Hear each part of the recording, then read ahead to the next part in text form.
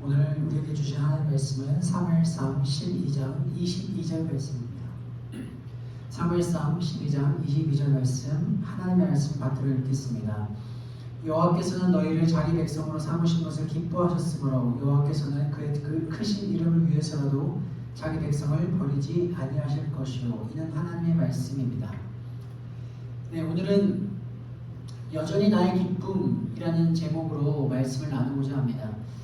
암몬 족속과의 전쟁에서 승리한 후 사무엘은 이제 사울을 공식 왕의 취임식을 하고 하나님께 화목제와 번제물로 드렸다라는 것이 11장에서 나왔다면 12장에서는 이제 사무엘이 사사로서의 마지막 고별사 혹은 은퇴 선언 혹은 고별 설교라고 볼 수 있습니다.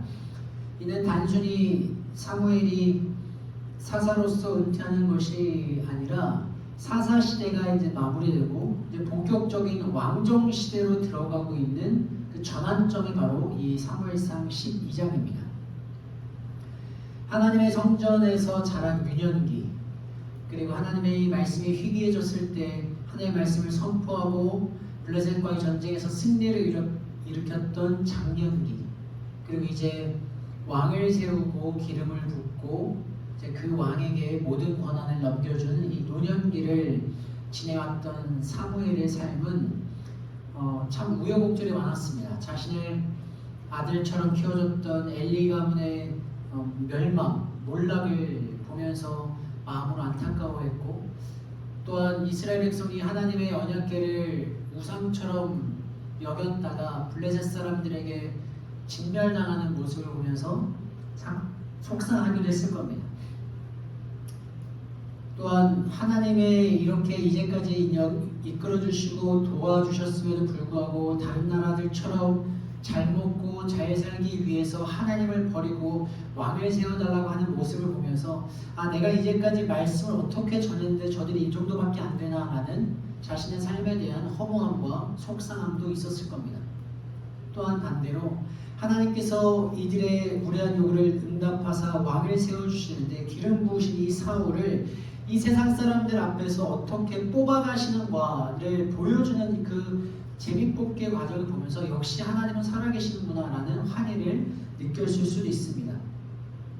이러한 자신의 삶을 돌아보면서 이 사무엘은 하나님과 이스라엘 백성 앞에서 이렇게 말합니다. 나는 이제까지 살아오면서 그 누구를 속여서 빼앗은 적도 없고 뇌물을 받은 적도 없고 하나님과 사람들 앞에서 성실하게 순전하게 살아왔다라고 선포합니다.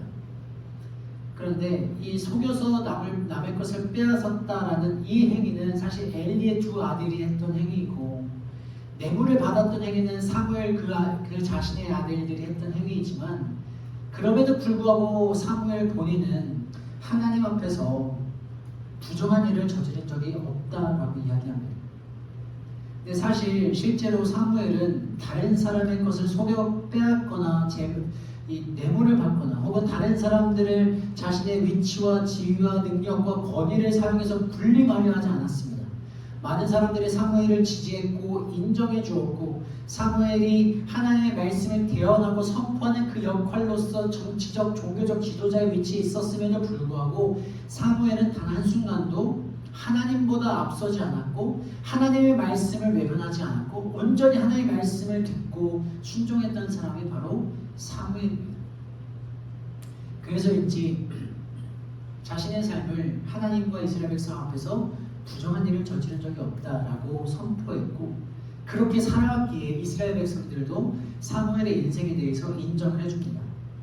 자신의 삶에 대해서 회고했다면 이제는 이스라엘 역사에 대한 회고가 시작됩니다. 사무엘은 너희는 하나님께서 너희를 종되었던 애굽 땅에서 이끌어내어 주셨고 너희를 만나면 주라기로 먹여주셨고 약속의 땅 가나안 땅으로 이끌어 주셔서 사사들을 통해서 너희를 구원해 주셨는데 너희는 어떻게 살만하면 하나님을 배신하고 하나님께 죄악을 저지르고 또 그 죄악 때문에 하나님께서 심판하시면 또 하나님께 엎드려서 하나님의 은혜를 구했다가 다시 그 문제가 해결되어지면 다시 하나님 앞에서 범죄하는 이런 행위들을 하느냐. 심지어 너희가 잘 먹고 잘 살고 다른 사람만큼 많이 가지고 누리기 위해서 하나님을 버리고 왕을 세운다는 이 행위가 말이 되는 행위냐라고 이야기를 합니다. 그럼에도 불구하고 하나님 모세와 아론 또 많은 사사들을 통해서 이스라엘 백성들을 구원하셨고 이끌었습니다. 즉 이스라엘이 이스라엘로 지금까지 살아올 수 있었던 이유는 이스라엘이 다른 민족보다 특출나거나 이스라엘이 다른 민족보다 유전적으로 DNA상 더 좋았거나 이스라엘이 다른 민족보다 경제적으로 군사적으로 더 많았던 것이 아니라 하나님께서 그들을 선택하셔서 그들을 이끌어 주셨기 때문에 오늘 여기까지 너희가 살아갈 수 있었다. 그러나 너희가 불신앙으로 하나님에게 왕을 요구하는 그런 죄를 저질렀다라고 이야기합니다. 그러면서 사무엘은 이스라엘 백성들에게 14절, 15절을 통해서 이렇게 말합니다. 너희가 만일 여호와를 경외하여 그를 섬기며 그의 목소리를 듣고 여호와의 명령을 거역하지 아니하며 또 너희와 너희를 다스리는 왕이 너희의 하나님 여호와를 따르면 좋겠지만은 너희가 만일 여호와의 목소리를 듣지 아니하고 여호와의 명령을 거역하면 여호와의 손이 너희의 조상들을 치신 것 같이 너희를 치실 것이다. 너희들의 역사를 돌아보면 너희는 언제나 하나님을 배신했고 심판을 받았고 그 심판에 하나님 앞에 회개하고 회개하면 다시 구원을 해주셨던 그 역사의 패턴을 너희가 반복하고 있었지만 그래서 이제라도 너희가 왕을 세웠기 때문에 그 왕이라도 하나님을 섬기고 너희도 하나님을 섬기면 좋겠지만은 너희가 만일 하나님의 말씀을 듣지 아니하고 하나님의 뜻을 순종하지 아니하면 하나님께서 너희 조상들을 치셨던 것 같이 너희를 치실 것이라고 경고합니다. 그러면서 이 사무엘은 이스라엘 백성들에게 정말 하나님은 살아계시다는 것을 보여주고 싶어서 이렇게 기도합니다. 사람들을 다 있는 앞에서 하나님 우레와 비를 부어주옵소서 기도합니다. 이 사무엘이 고별 설교하고 있던 이 시기는 밀수확기로서 팔레스타인이 5월에서 6월 정도로 추정이 됩니다. 근데 이 팔레스타인 지역은 우레와 비가 내릴 수 있는 조건이 11월, 12월 혹은 3월, 4월 딱 이 기간밖에 없습니다. 이 기간 외에는 큰 우레나 큰 비가 내리지 않습니다. 그런데 이스라엘 백성 보고 들으라고 사무엘이 대놓고 하나님 이 땅에 지금 이곳에 큰 우레와 비를 내려주옵소서라고 기도합니다. 그리고 하나님은 그 사무엘의 기도에 응답하셨습니다. 밀수확기에 환경적으로 조건적으로 불가능한 그 시기에 큰 우레와 비가 쏟아지기 시작합니다. 이스라엘 백성들은 굉장히 두려웠을 겁니다. 왜냐하면 고대 당시에 큰 우레와 비는 그들이 믿는 신이 진노하였다라는 의미를 갖고 있었고 동시에 사무엘이 이제까지 하나님의 말씀을 전했던 그 사무엘이 우리를 들으라고 하나님 이들에게 우레와 비를 내리기에 기도했더니 하나님께서 그 말을 듣고 이 우레와 비를 내리시는구나. 하늘이 뚫린 것처럼 쏟아지는 그 빗줄기와 그 우레소리에 이스라엘 백성들은 두려워 떨기 시작합니다. 그제서야 이스라엘 백성은 하나님을 버리고 왕을 세우는 것이 자신들의 죄악이었음을 인정하고 고백합니다. 그러면서 자신들을 진멸하지 말게 기도해달라고 사무엘에게 호소합니다. 그랬더니 사무엘이 이들에게 이렇게 말합니다. 20절, 21절입니다. 사무엘이 백성에게 이르되 두려워하지 말라. 너희가 과연 이 모든 악을 행하였으나 여호와를 따르는 데에서 돌아서지 말고 오직 너희의 마음을 다하여 여호와를 섬기라. 돌아서서 유익하게도 못하며 구원하지도 못하는 헛된 것을 따르지 말라. 그들은 헛되니라.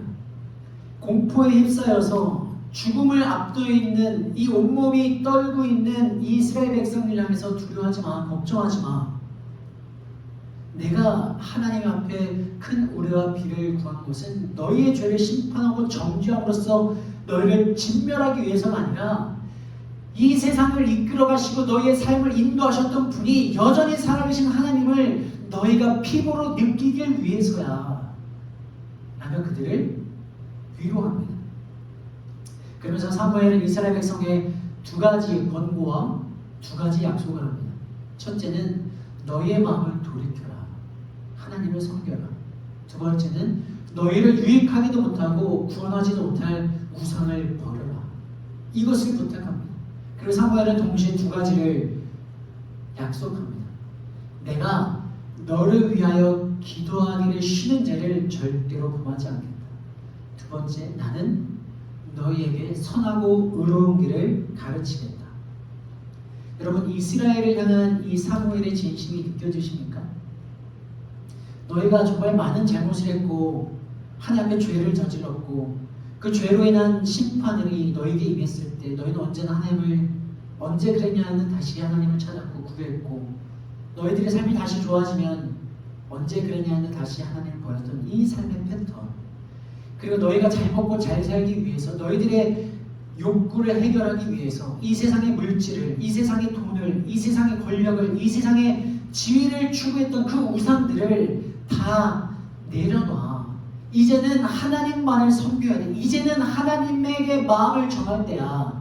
우상을 섬기지만 너희들이 지금까지 붙잡고 있던 우상들은 너희의 삶을 유익하기도 할 수 없고 너희의 삶을 구원해 줄 수도 없으니 제발 너희는 이것들을 내려놔. 그리고 나는 너희를 위해서 매일 매순간 기도할게. 너희들을 위해서 기도하기를 쉬는 죄를 하나님 앞에서 절대로 범하지 않을게.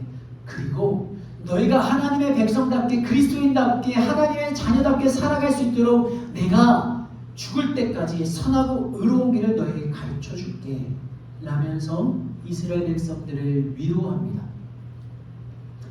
여러분, 사무엘의 이 말이 정말 따뜻하게 느껴지지 않습니까? 좀 어떻게 보면 사무엘이 하는 이 말이 이스라엘 향한 사랑, 애틋함, 안타까움이 다 녹여져서 마지막으로 정말 이렇게 해줬으면 좋겠어. 그래, 난 너희들 위해서 이렇게 할게 라고 말해주는 것처럼 느낍니다. 물론 사무엘이 어렸을 때부터 하나님 전에 살면서 이스라엘 백성들과 함께하고 이스라엘 백성들에게 말씀을 선포함으로써 이스라엘에 대한 사랑과 애정이 있었을 수 있습니다. 그러나 사무엘이 이들을 이렇게 안타까워하면서 이들에게 진심으로 충고하며 이들에게 정말 진심으로 내가 너를 위해서 기도하며 너에게 선한 의로운 길을 보여주겠다고 했던 이유는 사무엘이 성품이 좋아서 사무엘이 사랑이 넘치는 사람이라서 사무엘이 이스라엘에 대한 애정이 넘쳐서가 아니라 하나님이 사무엘이 아니라 이스라엘의 백성에 대한 사랑이 있었기 때문에 그렇습니다. 22절 오늘 우리에게 주신 말씀이죠. 여호와께서는 너희를 자기 백성으로 삼으신 것을 기뻐하셨으므로 여호와께서 그는 그의 크신 이름을 위해서라도 자기 백성을 버리지 아니하실 것이요. 즉 하나님께서는 이스라엘 백성 너희가 얼마나 많은 잘못을 저지르고 얼마나 많은 죄를 짓고 얼마나 많이 하나님을 외면하고 얼마나 많이 하나님을 버렸다 할지라도 하나님은 여전히 너희들을 자기 백성 삼으신 것으로 말미암아 기뻐하고 여전히 하나님은 너희를 포기하지 아니하시고 그의 이름을 위해서 너희를 사랑하신다. 즉 내가 너희와 함께하겠다. 내가 너를 사랑하겠다. 내가 너와 동행하겠다. 내가 너의 하나님이 되겠다라는 그 약속을 너희의 행위와 너희의 상황과 너희의 조건에 관계없이 신실하게 그 이름의 약속을 지키고 계셨기 때문에 하나님이 너희를 기뻐하시고 하나님이 너희를 사랑하고 계시기 때문에 나도 너희를 포기하지 않고 너희에게 선하고 의로운 길을 가르치며 너희가 하나님의 자녀답게 하나님을 붙잡고 하나님의 말씀에 순종하며 살 수 있도록 기도하기를 쉬지 않겠다라고 이야기하는 겁니다. 즉 여러분, 하나님이 이스라엘을 버리지 아니하시고 포기하지 아니하시고 이스라엘이 이스라엘로 살아갈 수 있도록 이스라엘이 구원을 받고 이스라엘이 위로를 받고 이스라엘이 회복이 될 수 있었던 유일한 이유는 하나님이 그들을 포기하지 않고 하나님이 그들을 버리지 않으셨기 때문이라는 거죠. 여러분, 이 사무엘상 12장은요 우리에게 큰 위로를 줍니다.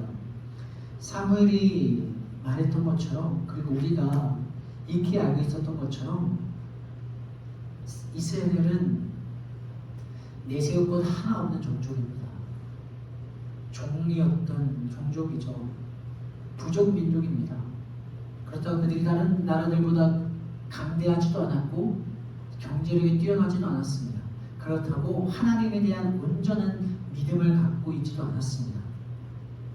언제나 불평했고 원망했고 하나님을 잃어버렸고 하나님을 잊어버렸고 하나님을 배신했고 하나님을 버렸습니다. 그럼에도 불구하고 이스라엘이 지금 이스라엘로 살아갈 수 있었던 유일한 이유는 하나님이 그들을 버리지 않으셨기 때문입니다. 하나님이 그들을 포기하지 않으셨기 때문에 그렇습니다. 하나님이 여전히 그들을 기뻐하고 계시기 때문에 그렇습니다. 하나님이 여전히 하나님의 이름을 위하여서 그들과 지켰던 행했던 그 약속을 언약을 신실하게 이행하여 오고 계셨기 때문에 그렇습니다. 그럼 여러분 우리가 기억해야 되는 게 바로 이거예요. 이스라엘 백성이 하나님을 불평하고 하나님을 원망하고 때론 우상을 숭배하고 때론 하나님을 저버리고 하나님을 외면함으로써 수많은 죄를 지었던 것처럼 우리가 살아가면서 하나님을 수없이 원망합니다. 수없이 불평해요. 내가 가지지 못한 것, 내가 이루어지지 못한 것, 그것 때문에 하나님께서 나에게 해주신 것에 대한 은혜는 잊어버린 채 불평하고 불만을 터뜨리고 원망합니다. 하나님이 나를 용서하셔서 나를 사랑해 주셔서 나를 여기까지 이끌어 주셨음에도 불구하고 언제나 우리는 하나님께 더 많은 것을 요구하고 하나님을 원망하고 하나님을 저버리고 하나님을 외면하고 하나님을 잃어버립니다. 세상에 나가서 돈이라는 우상을 섬고 이 물질이라는 우상을 섬기고 세상이라는 이 쾌락을 따르고 나에게 도움이 되고 나에게 유익이 되고 나에게 힘이 될 것 같은 사람을 우상으로 세우고 하나님보다 우상으로 섬기는 것들이 너무도 많습니다.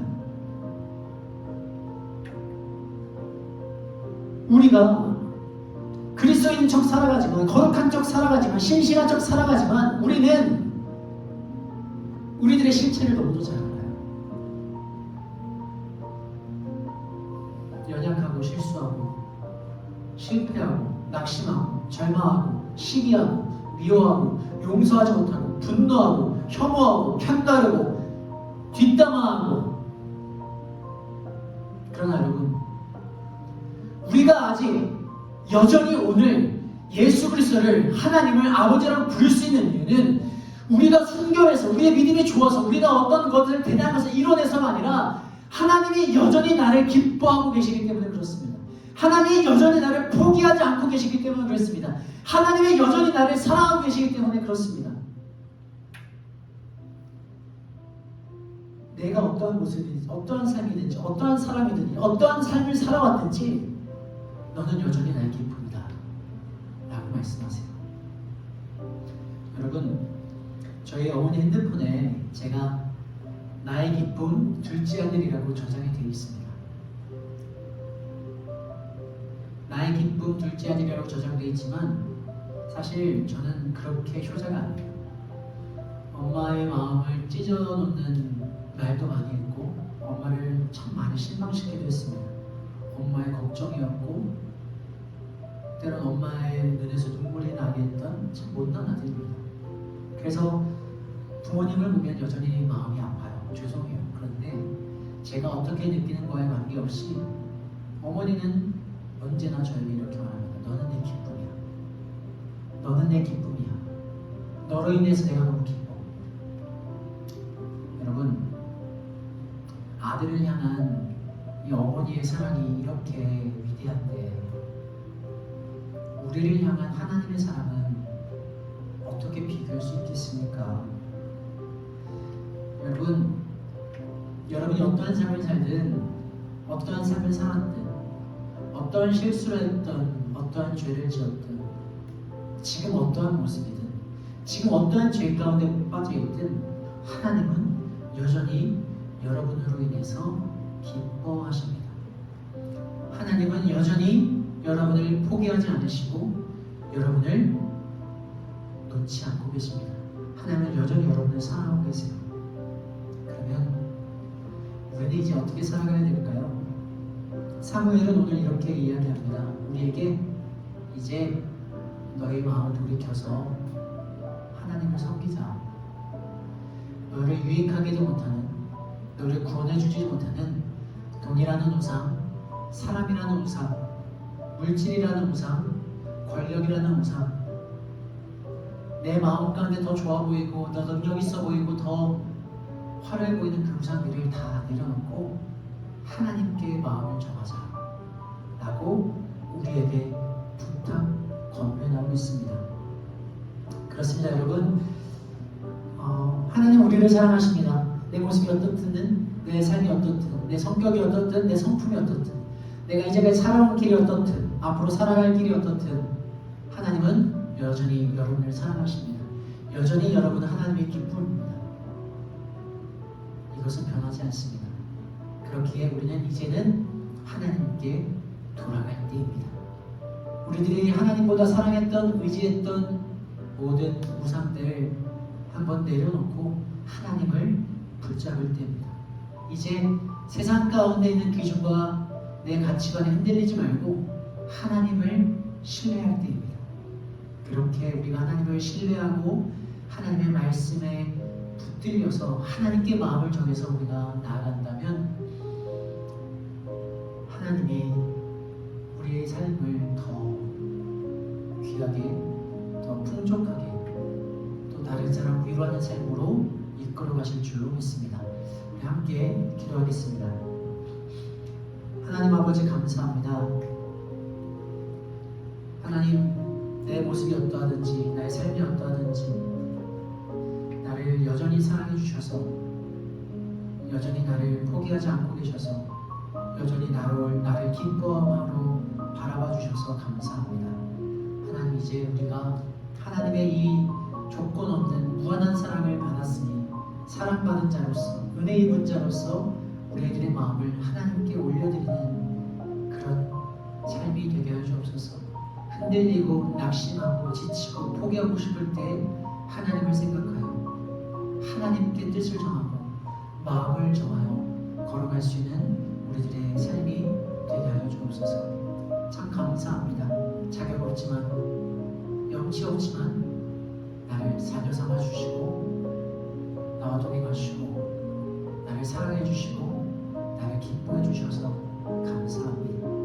조금이라도 하나님을 실망시키지 않는 인생 되게 하여 주옵소서. 이제는 우리 주 예수 그리스도의 은혜와 우리를 사랑하시되 끝까지 사랑하시는 하나님의 사랑하심과 성령 하나님의 감화 감동 역사 충만케 하시는 은혜가 지금 이 자리에 하나님께 뜻을 정하고 하나님의 기쁨으로 살아가기를 소망하는 하나님의 백성들 머리머리 위에, 그들의 일터와 일생과 앞날 위에 이제부터 영원토록 함께 하시기를 간절히 축원하옵나이다.